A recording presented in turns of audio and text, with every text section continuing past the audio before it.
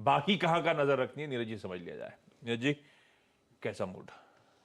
Mood बहुत अच्छा है। देखिए, सबसे बड़ी हेडलाइन होगी यूएस इलेक्शंस, लेकिन मैं उसको बाद में एक्सप्लेन करूंगा। पहले जो नंबर्स है उस पर हम लोग चर्चा कर लें। यूएस में जॉब डेटा आया अक्टूबर का, और अनुमान था कि 2 लाख जॉब क्रिएशन होनी चाहिए।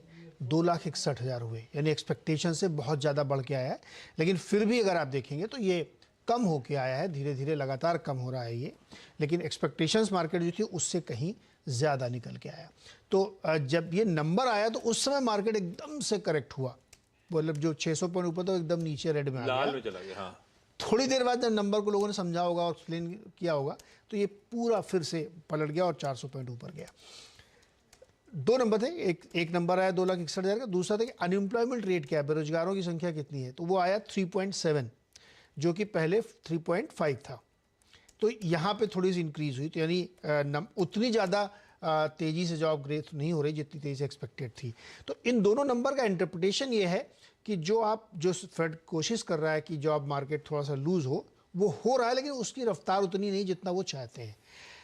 कितना होना चाहिए जहाँ पे पिवट हो जाएगा अनएम्प्लॉयमेंट रेट, वो है 6.5%। तो वो उस हिसाब से देखें 3.7 बहुत नीचे है अभी। लेकिन उस नंबर को देखने के बाद लोगों की नज़र गई कि अब सीपीआई कैसा आ सकता है, जो कि 10 तारीख को आएगा।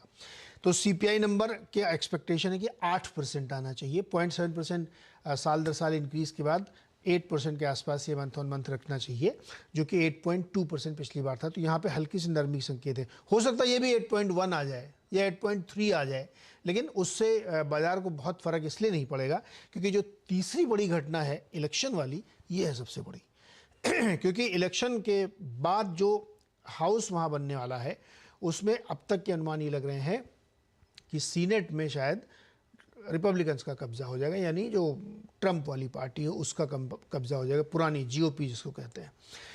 अगर ऐसा हो गया तो उससे क्या फ़र्क पड़ेगा, मतलब जीवन में क्या अंतर आएगा अगर एक मान लीजिए सीनेट हो, तो उससे अंतर ये आएगा कि बहुत सारी जो स्कीम्स हैं, जो पॉलिसीज़ हैं, उस पर रोक लग जाएगी। क्योंकि जीओपी जो है नहीं तो विंडफॉल गेन टैक्स लगाने के पक्ष में है कि अचानक से आप तेल कंपनियों पे लगा दे, या बहुत ज़्यादा जो फ्रीबीज चल रही हैं पब्लिक को, उसको रोक लगाएगी।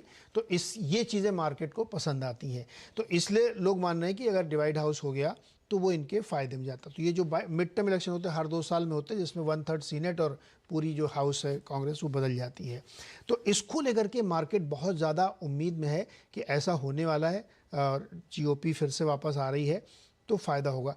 अब इसको एक नंबर में कन्वर्ट करके मैं आपको बताता हूँ तो ज़्यादा आपको दिलचस्प मज़ा लगेगा कि 9 बार ऐसा हुआ है 1948 से लेकर अब तक, जब हाउस डिवाइड था, जिसमें कि डेमोक्रेट का जो है प्रेसिडेंट होता था लेकिन रिपब्लिकन्स की मेजॉरिटी दोनों हाउस में होती थी। तब S&P 17% एनुअलाइज परफॉर्मेंस देता था। 9 बार ऐसा उसने करके दिखाया है। लेकिन अगर वाइट हाउस में जो है दूसरी पार्टी, मान लीजिए डेमोक्रेट्स का कंट्रोल हो जाए पूरी तरीके से तीनों जगहों पे, तो मार्केट का परफॉर्मेंस 15.9% होता है, यानी 1% कम।